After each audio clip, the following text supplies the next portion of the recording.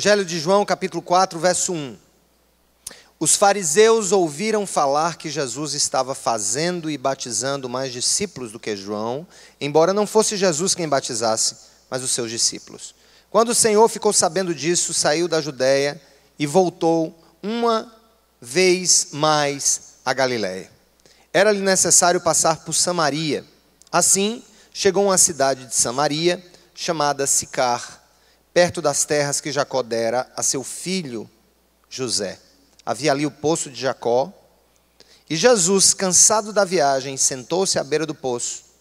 Isso se deu por volta do meio-dia. Nisso veio uma mulher samaritana tirar água. Disse-lhe Jesus: dê-me um pouco de água. Os seus discípulos tinham ido à cidade comprar comida. E a mulher samaritana lhe perguntou: como o Senhor, sendo judeu, pede a mim, uma samaritana, água para beber? Pois os judeus não se dão bem com os samaritanos. Jesus lhe respondeu: se você conhecesse o dom de Deus e quem está lhe pedindo água, você teria pedido e ele lhe teria dado água viva. Disse a mulher: o Senhor não tem com que tirar água e o poço é fundo. Onde pode conseguir essa água viva? Acaso o Senhor é maior do que o nosso pai Jacó, que nos deu o poço, do qual ele mesmo bebeu, bem como seus filhos e seu gado? Jesus respondeu: quem beber desta água terá, o que, gente? Sede outra vez. Mas quem beber da água que eu lhe der, nunca mais terá sede. Ao contrário, a água que eu lhe der se tornará nele uma fonte de água a jorrar para a vida eterna. A mulher lhe disse: Senhor, dê-me desta água, porque eu não tenho mais, para que eu não tenha mais sede, nem precise voltar aqui para tirar água. Ele lhe disse: vá, chame o seu marido e volte. Não tenho marido, respondeu ela. Disse-lhe Jesus: você falou corretamente, dizendo que não tem marido. O fato é que você já teve 5. E o homem com quem agora vive não é o seu marido. O que você acabou de dizer é verdade. Disse a mulher: Senhor, vejo que é profeta. Nossos antepassados adoraram neste monte, mas vocês, judeus, dizem que Jerusalém é o lugar onde se deve adorar. Jesus declarou: crê em mim, mulher, está próxima a hora em que vocês não adorarão o Pai nem neste monte, nem em Jerusalém. Vocês, samaritanos, adoram o que não conhecem, nós adoramos o que conhecemos, pois a salvação vem dos judeus. No entanto, está chegando a hora, e de fato já chegou, em que os verdadeiros adoradores adorarão o Pai em espírito e em verdade. São estes os adoradores que o Pai procura. Deus é espírito, e é necessário que os seus adoradores o adorem em espírito e em verdade. Disse a mulher: eu sei que o Messias, chamado Cristo, está por vir. Quando ele vier, explicará tudo para nós. Então Jesus declarou: eu sou o Messias, eu que estou falando com você. Naquele momento, os seus discípulos voltaram e ficaram o quê, gente? Surpresos ao encontrá-lo conversando com uma mulher. Mas ninguém perguntou: o que queres saber ou por que estás conversando com ela? Então, deixando o seu cântaro, a mulher voltou à cidade e disse ao povo: venham ver um homem que me disse tudo o que tenho feito. Será que ele não é o Cristo? Então saíram da cidade e foram para onde ele estava. Enquanto isso, os discípulos insistiam com ele: mestre, come alguma coisa. Mas ele lhes disse: tenho algo para comer que vocês não conhecem. Então os seus discípulos disseram uns aos outros: será que alguém lhe trouxe comida? Disse Jesus: a minha comida é fazer a vontade daquele que me enviou e concluir a sua obra. Louvado seja o nome do Senhor, amém? Jesus aqui nos dá, gente, uma prova muito real de que tipo de amor ele espera de nós para com os outros e qual é o tipo de amor que ele tem para conosco. Na realidade, o Evangelho é todo amor. Jesus resumiu, Jesus compilou, Jesus ensinou com 2 frases aquilo que resumiria todo o propósito dessas Escrituras: amar a Deus sobre todas as coisas e ao outro, ao próximo, como a nós mesmos. A grande questão é que o próximo nem sempre é próximo no sentido de convicções parecidas, de pensamentos parecidos. O próximo às vezes é muito distante. O próximo às vezes está do outro lado da rua. O próximo, às vezes, está do outro lado da sala do nosso trabalho. Ou o próximo pode ser alguém tão próxima fisicamente de nós, mas tão distante em percepção da vida, em percepção da graça, em percepção do amor, em percepção da vontade de Deus. Quando você olha para o mapa da antiguidade ali, da época de Jesus, né, nós tínhamos regiões, eram províncias romanas, inclusive, nessa época. A Judéia, exaltada pela presença da cidade de Jerusalém, que sempre foi a capital do reino unificado de Israel, das 12 tribos. Quando Josué entra e domina a terra prometida, com algum tempo Jerusalém passa, especialmente com a nomeação de Davi, Jerusalém passa a ser ali a capital do reino e de suas 12 tribos.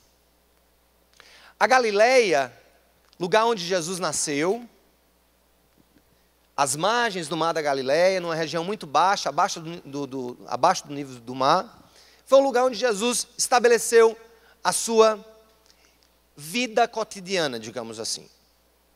Ele nasceu em Belém, meio que em um processo em que a família estava indo para a Judéia para fazer o recenseamento. Belém é próximo de Jerusalém, então Jesus nasce em Belém, vive em Nazaré, mas ele exerce o seu ministério em Cafarnaum, era a base de Jesus, às margens do mar da Galileia. Jesus corriqueiramente ia até Jerusalém, e olha que isso não era uma viagem rápida, especialmente para quem não tinha na época os instrumentos que nós temos, os automóveis que nós temos. Então, às vezes durava muitos dias, uma viagem de dias. E a Bíblia diz que Jesus estava saindo da Judéia em direção à sua casa, digamos assim, e ele precisava, diz a palavra, passar em Samaria.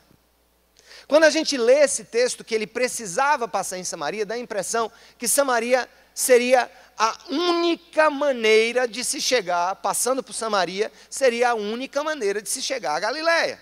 Mas não era. Muito pelo contrário.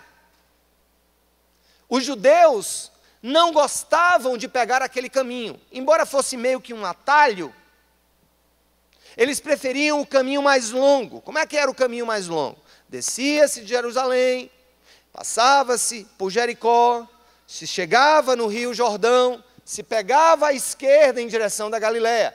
É como se Jesus tivesse traçado mais ou menos em um triângulo a hipotenusa. Pegou o menor caminho, mas o caminho menos desejado. Por uma simples razão. Samaria era um povo que vivia em intriga com os judeus. E essa intriga era de longas datas, de muitos séculos. Ela começou quando, ainda na época do reino unificado, o último rei do reino unificado, que unificava as 12 tribos de Israel, foi Salomão, filho de Davi. Quando Salomão morreu, o reino foi dividido.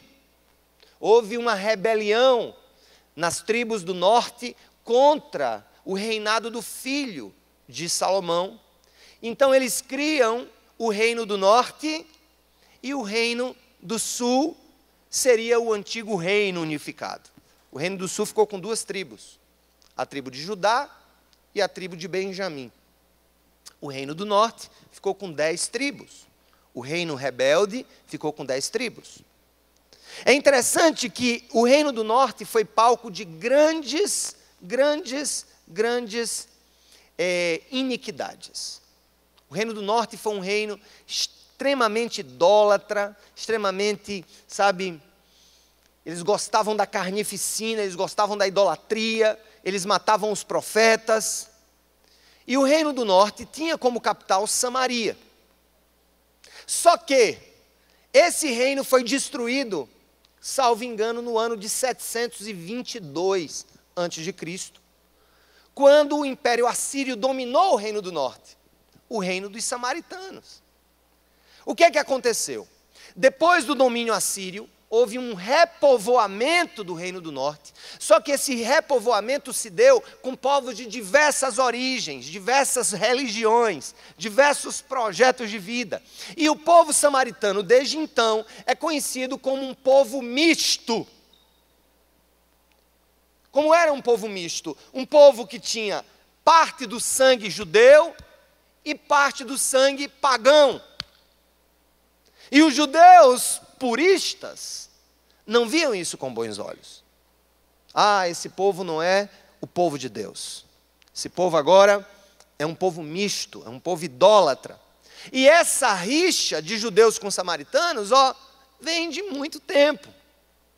E depois eu vou falar de algumas coisas sobre isso, sobre as barreiras que Jesus quebrou, as barreiras que ele teve que destruir para alcançar o ideal de portas abertas.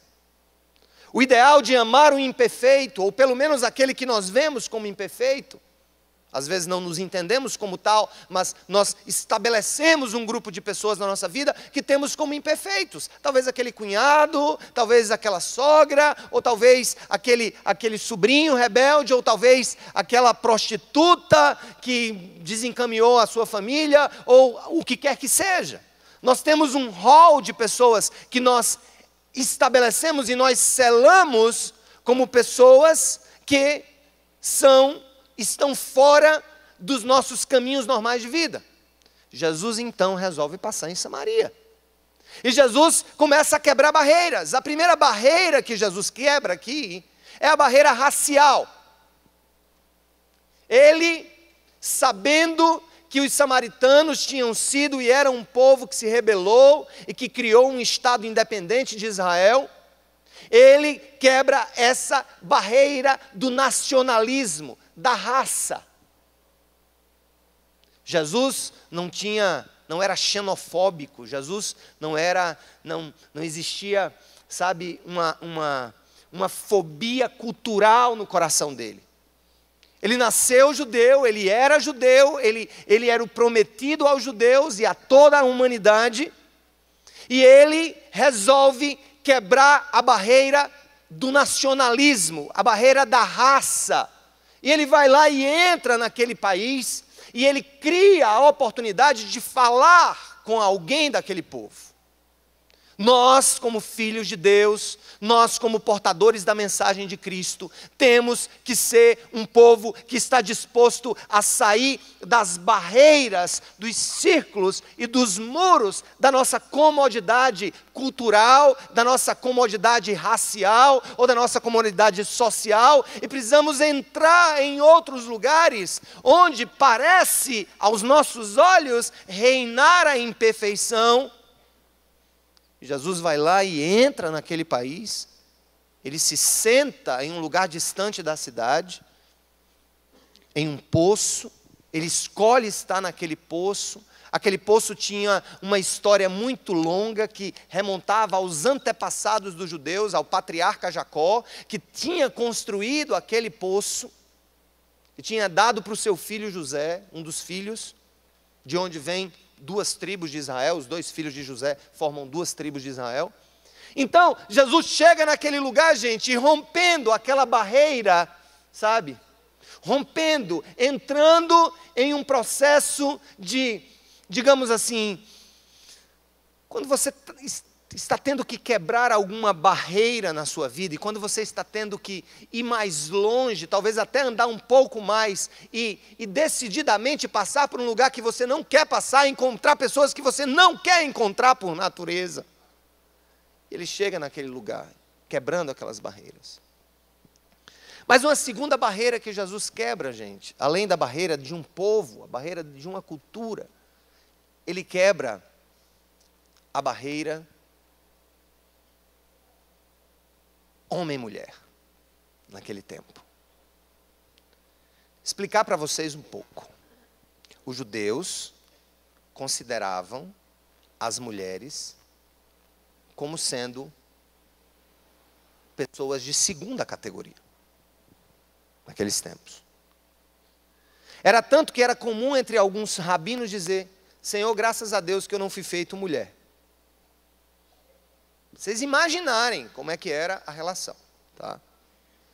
Então Jesus quebra aquela barreira, uma barreira extremamente arraigada na sua cultura de que as mulheres eram seres de segunda categoria. A ponto, gente, a ponto das mulheres não serem dignas de receberem instrução teológica. E o que é que Jesus estava fazendo? Jesus estava falando sobre vida eterna, Jesus estava falando sobre salvação, sobre o Messias, que era Ele.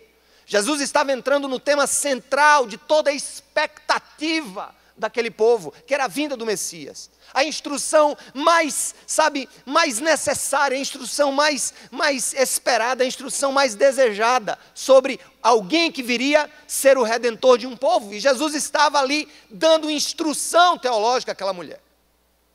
Ele saía do seu pedestal de rabi, de alguém que só falaria para os que fossem dignos de ouvi-lo, no nível da sua intelectualidade, o que quer que seja, e ele adentra, ele vai a um grupo, aquela mulher representa um grupo de pessoas dentro de um povo que não tinha acesso ao conhecimento teológico, que não tinham acesso ao conhecimento da verdade, à esperança messiânica. Elas ouviam falar, elas não conheciam, elas não eram instruídas de fato. E Jesus, ao encontrar aquela mulher, ele, tendo quebrado a barreira da cultura, ele quebra a barreira do homem-mulher, que era algo muito forte, da instrução teológica, e ele ainda quebra uma outra barreira. Jesus era solteiro, todos nós sabemos. E ele era rabi. Na cultura dele, um rabi solteiro não poderia jamais estar conversando com uma mulher. E o pior, não era uma simples mulher. Lembram que nós lemos quando ele mandou ela chamar o seu marido? O que foi que ela disse? Eu não tenho marido. E Jesus disse, eu sei. Porque você já teve 5. E o homem com quem você está hoje não é seu marido. Não era apenas uma estrangeira. Não era apenas uma mulher. Era uma mulher de péssima reputação. Como nós. Amar o imperfeito, tendo uma vida que cultiva a abertura de portas no nosso olhar, no nosso relacionar, no nosso abraçar, a nossa capacidade de transcender o nosso mundo, o mundo onde nós estamos protegidos e seguros. Jesus foi um homem que, para ter uma vida de portas abertas, correu riscos. Ele quebra ali a barreira da cultura, ele quebra as barreiras de gênero, ele quebra as barreiras de reputação. É por isso que muitas pessoas não querem a igreja. Elas querem Jesus, mas não querem a igreja. Porque na compreensão de muitos, eles não alcançam o nível necessário de reputação, ou de etnia, ou de classe social, de quer que seja, para estar dentro do lugar onde ele pensa, porque nós, de uma certa maneira, passamos essa mensagem, de pessoas perfeitas, cheirosas, impecáveis, organizadas. Na realidade isso é verdade, né? Ninguém peca na igreja. Ninguém está quebrado na igreja, né? Não tem ninguém devendo. Na igreja ninguém deve nada a ninguém. Está todo mundo ok, ninguém vê pornografia na igreja, né? Ninguém vê.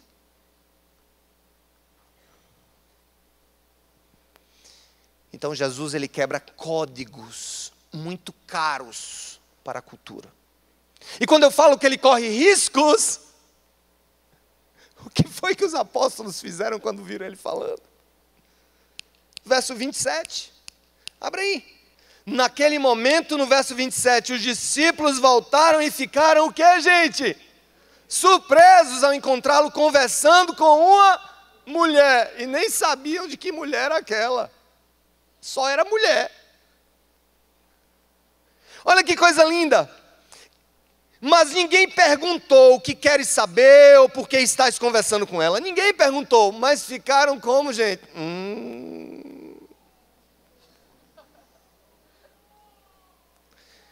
Eu não duvido que um dos pensamentos que pode ter entrado na cabeça deles foi assim: Jesus, conversando aqui num lugar distante,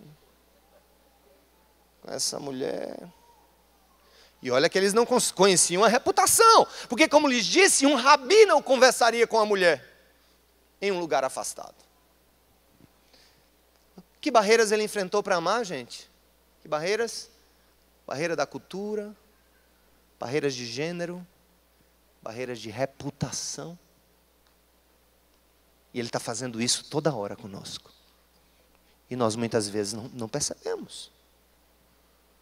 Agora ele enfrenta, gente, uma barreira que aqui é muito forte e que muitas vezes nos afasta das pessoas, que é a barreira da religião.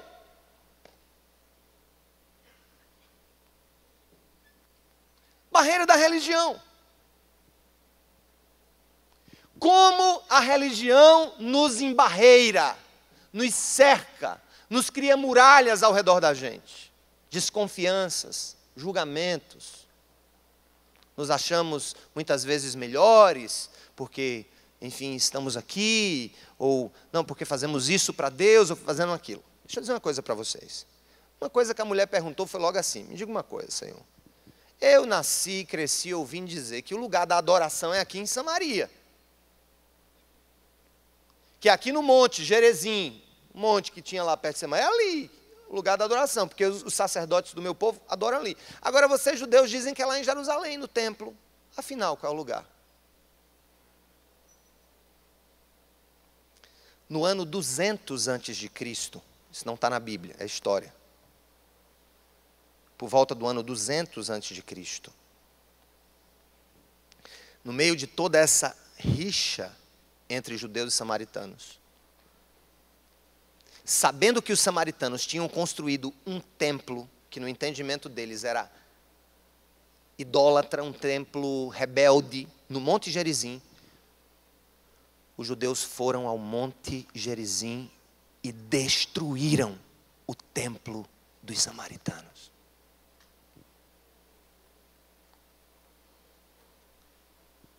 Destruíram.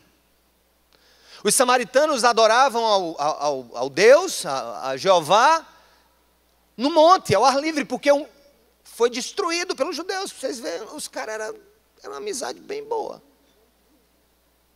bem forte.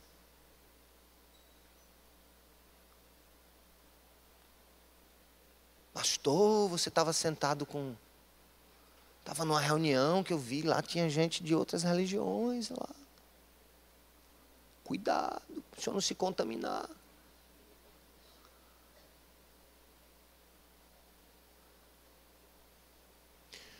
É interessante como Jesus quebrou a barreira da religião e disse que a religião não serve de nada. Em uma frase, Jesus disse: religião não serve de nada. Foi quando ele olhou para a mulher e disse: minha filha, vai chegar a hora em breve. Ele estava falando da vinda do Espírito Santo, né? Quando ele fosse glorificado, ele não iria derramar o Espírito Santo sobre toda a carne, judeus, samaritanos e nos confins da terra. Ele disse: minha filha, vai chegar a hora que o Pai vai buscar os seus adoradores naqueles que o adoram de verdade, com espírito. Com espírito. Em espírito e em verdade. Não é aqui, nem lá. Jesus até disse: a salvação vem dos judeus. Vocês adoram o que não conhecem. Mas vai chegar a hora que Deus vai procurar os adoradores dele. Eu vou traduzir para uma linguagem para você entender. Não é quem tem a carteirinha da igreja, não é quem é membro listado no cartório da cidade, como membro da Cidade Viva, ou da paróquia A, B, C ou D. E aí eu estava lendo alguns comentários sobre esse texto, e um comentarista muito feliz, ele disse: eu nasci luterano da igreja luterana da Suíça. Um dos teólogos que comenta esse livro. Ele disse: eu nasci na igreja luterana da Suíça. Eu tinha a honra de dizer que era luterano da Suíça, porque o luterano da Alemanha tinha se corrompido. Luterano suíço. Eu carregava uma cruz, eu carregava um símbolo da igreja luterana suíça, tudo o que estivesse fora daquele meu mundo, eu considerava como Samaria. Samaria. Samaria.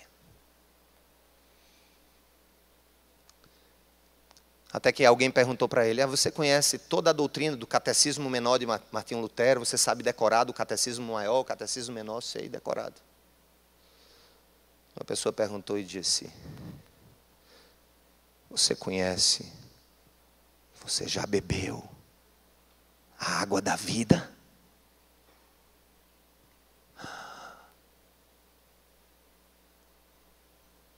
Deus está perguntando para nós: você já bebeu a água da vida?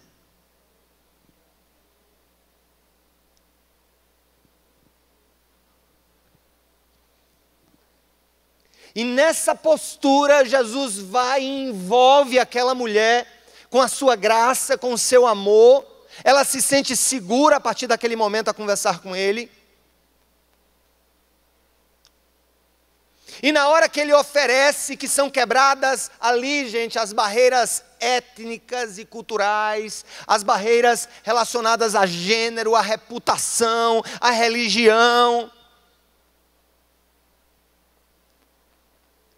A mulher disse: eu quero beber essa água, Senhor. Eu quero essa água.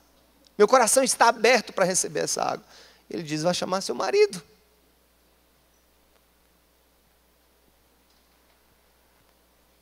Porque essa água, ela implica mudança de vida, de atitude, de coração. Espaços físicos não nos mudam.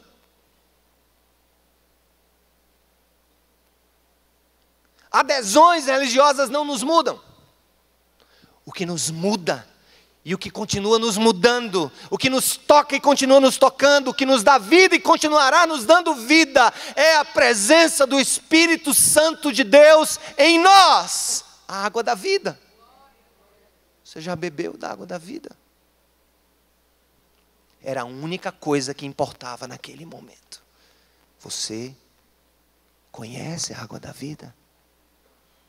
Não, eu conheço a igreja Cidade Viva. Não. Você conhece a água da vida? Não, eu sou da paróquia do Menino Jesus de Praga. A água da vida. Ela já te mudou por dentro? Ela dessedentou a sequidão da tua alma e do teu coração? Queridos, quando nós estamos dispostos a quebrar barreiras para amar os outros, a sair do nosso mundo, a correr riscos, a muitas vezes nos sentirmos inseguros, porque não estamos trabalhando no plano do nosso controle pessoal, e às vezes nos perdemos, é aquela sensação, eu já tive algumas vezes, você sair do seu país e entrar em uma cultura, em uma língua que você não fala. Você tem medo de estacionar errado, medo de estar fazendo alguma coisa errada, medo de, enfim, da polícia lhe prender, você nem sabe por quê. Jesus nos convida ao desafio de abrir as portas. A Cidade Viva tem que ser uma igreja de portas abertas. Nós temos que ser um povo de portas abertas. Você diz: então, você quer me convidar e você está propondo portas abertas que aceitam a licenciosidade e o pecado? Não, absolutamente.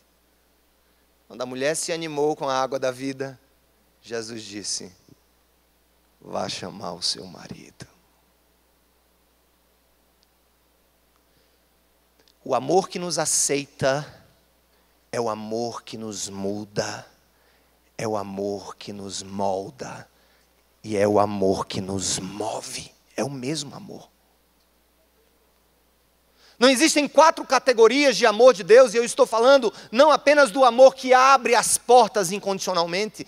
Esse amor é o amor que nos aceita como nós somos, mas o amor que nos aceita como nós somos é um amor que nos muda para que sejamos o que Ele quer, que nos molda para que nos pareçamos com Ele e que nos move a continuar fazendo o que Ele fez. Sabe qual é a maior prova de que aquela mulher foi tocada e bebeu da água da vida? É tanto que ela bebeu a água da vida, gente, que a Bíblia diz. Lê isso aqui, ó. Lê isso aqui comigo. No verso 28. Verso 28 do texto, lê comigo, vamos lá juntos. Então, foi o que ela fez? Deixando o seu cântaro, a mulher voltou à cidade e disse ao povo: venham ver um homem que me disse tudo o que tenho feito. Será que ele não é o Cristo? Que cântaro ela deixou na beira do poço? O cântaro que ela levou para pegar a água. Ela deixou aonde? No poço, valha. Deixa eu dar só um detalhe para vocês. Que horas ele se encontrou com essa mulher no poço? Mas tem algumas pessoas que têm hora. Alguém tem hora sexta na sua Bíblia? Hora sexta? Meio-dia. Meio-dia é da versão que nós usamos, nova versão internacional. E hora sexta? E nada. Por que você não levantou a mão? Nem é 12, nem é 6, nem é 12, nem é nada. O seu é que horas? Jesus encontrou-se com a mulher hora sexta.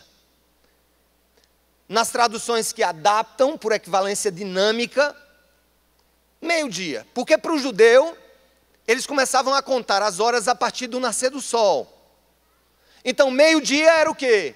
Hora sexta. A Bíblia diz que Jesus morreu que horas? Na hora nona. 3 horas da tarde, para os judeus. Diga uma coisa. Vocês acham que meio-dia é a melhor hora para se ir pegar água?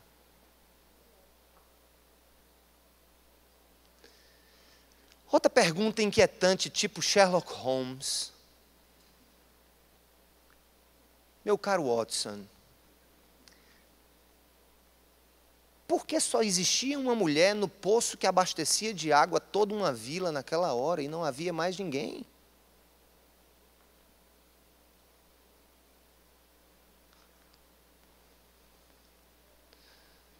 Sabe por quê?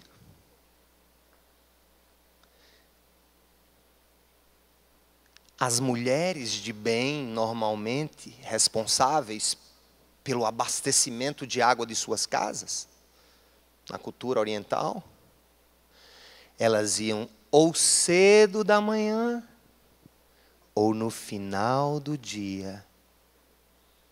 E por que que aquela mulher escolheu meio-dia para buscar água? Sabe por quê?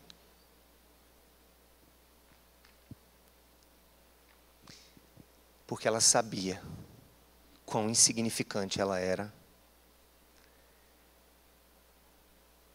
E ela sabia que era a única maneira e a única hora dela não ser julgada pelos olhos das outras.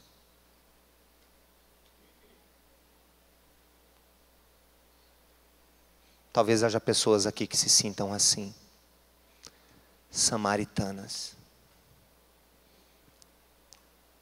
distantes culturalmente de Deus, distantes por uma má percepção de gênero, distantes pela reputação, distantes pela religião, distantes pelos julgamentos. E o Senhor escolheu estar ali no meio-dia, porque Ele sabia que iria se encontrar com uma pessoa muito importante. Sabe por que nós temos o desafio de amar o imperfeito?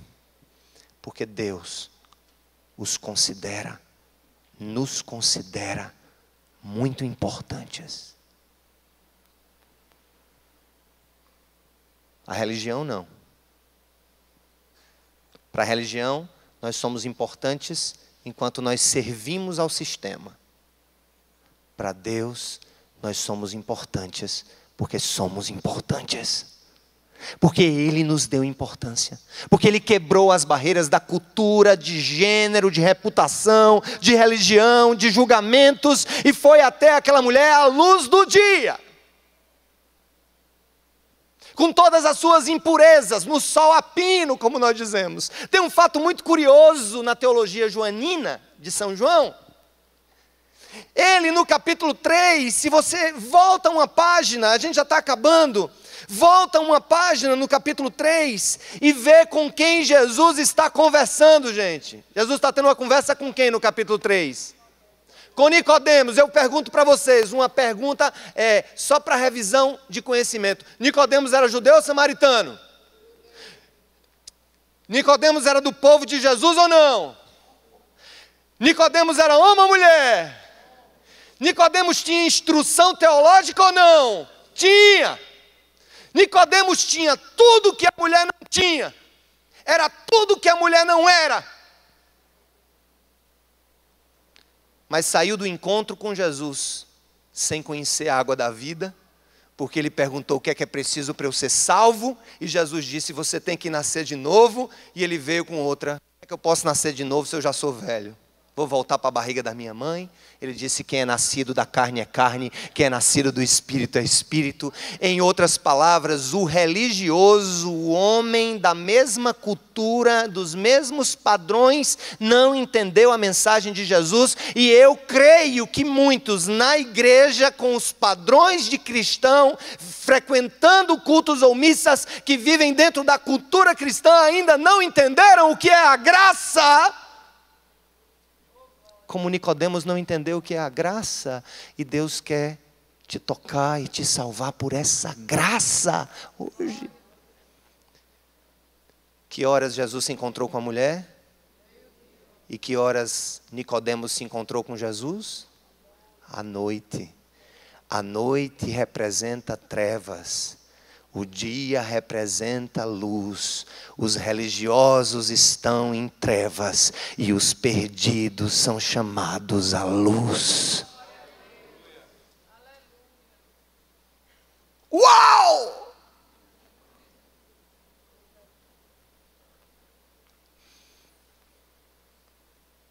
Você é religioso ou é samaritano? Vala, meu Jesus. No final das contas, o religioso não sabe amar. Mas o samaritano ama tanto, porque se vendo não merecedor do amor, foi de tal forma envolvido pela graça, que não teria outra definição de vida, a não ser abrir a boca para falar para as pessoas sobre a graça. Qual é o padrão do religioso? Venha para a minha igreja. Qual é o padrão do religioso? Venha do jeito que nós somos. Porque se você for diferente de nós, você está frito.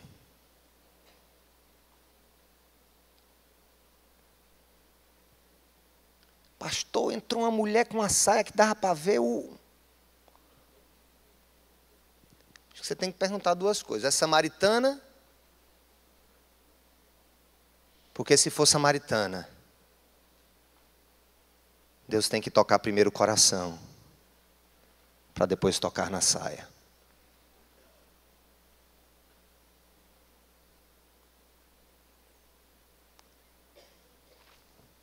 Agora, é uma samaritana convertida, aí o cancão pia mais alto. Irmã, vem cá, que é isso? Está querendo voltar para o poço?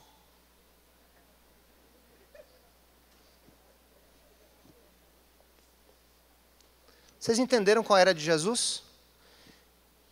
Ele quebrava barreiras, se aproximava, amava e falava a verdade. A verdade mudava e movia as pessoas. Qual foi a consequência na vida da samaritana? Ela aprendeu a ter portas abertas. Ela sai e vai contar ao seu povo. E a Bíblia diz que o que, gente? muitos se converteram pelo testemunho da sirigaita.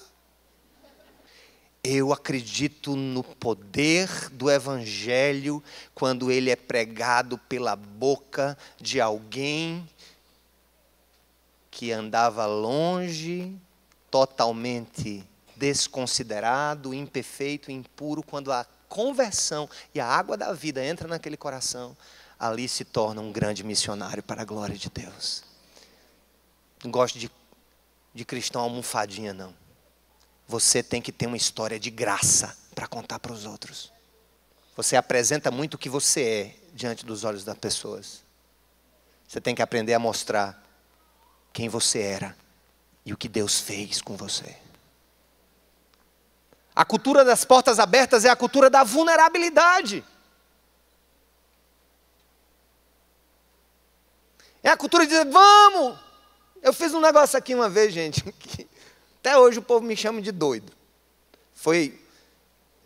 Eu não tenho costume de celebrar aniversário na igreja, assim, pelo menos com toda a comunidade, eu acho que não tem muito a ver, não. Sou meio encabulado. Mas uma vez os meninos quiseram fazer um aniversário para mim na quarta-feira, um culto de quarta. Essa galeria era inteira e disseram, pastor, a gente vai fazer uma coisa simples. Fazer um bolo lá em cima, a gente parte um bolo, tá bom. Aí eu perguntei, vocês vão convidar quem? Na hora quem? Os membros da igreja? Não, os membros da igreja. Eu vejo todo dia. Convido o pessoal dos ministérios de vocês, era o pessoal do Anjos da Noite. E os Anjos da Noite têm um trabalho nas ruas e na época acompanhavam um grupo de travestis que fica ali na lagoa, ficava ali na lagoa, em frente à Defensoria Pública. Eu tinha tido a oportunidade, um mês antes, de tocar violão para eles. Fui lá, comecei a tocar violão, as músicas antigas, um negócio bem legal, a gente lanchamos juntos. De vez em quando um era chamado, um carro parava, levava para o motel. Aquela dinâmica bem heterodoxa. Volto já, pastor. Uma hora ele faltava, eu cheguei. Aquela cultura bem heterodoxa mesmo, negócio bem... Aí eu dei uma ideia. Chegou meu aniversário, eu disse, cara, chama esse pessoal para o aniversário. Aí começaram a dúvidas, mas como, eles vão vir de quê? Digo, roupa de trabalho, né? Uma hora dessa é à noite, eu vou atrapalhar o serviço do povo. Roupa de trabalho, mas como, pastor? Vai chegar tudo aqui. Chamando todo mundo. Aluga uma van, acabou sendo 2 vans. Meu amigo, quando eu subi aquela escada, que eu cheguei ali, tinha um grupo me esperando. Quando me viram, pastor César!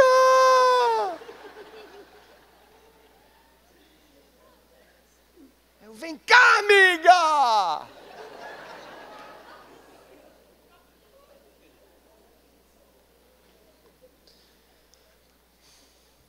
Meu moralismo não vai mudar a vida de ninguém.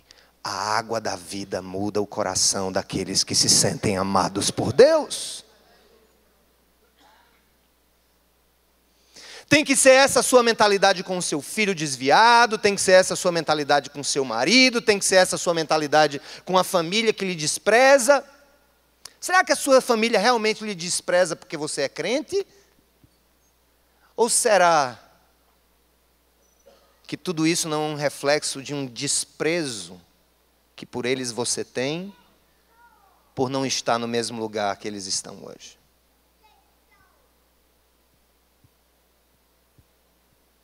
Aproxime-se da sua família, sente junto.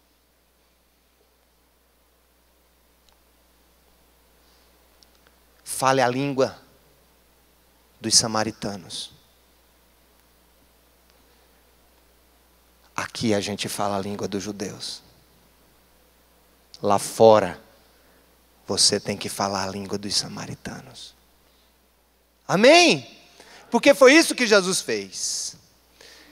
Quebrando barreiras para amar sem medidas.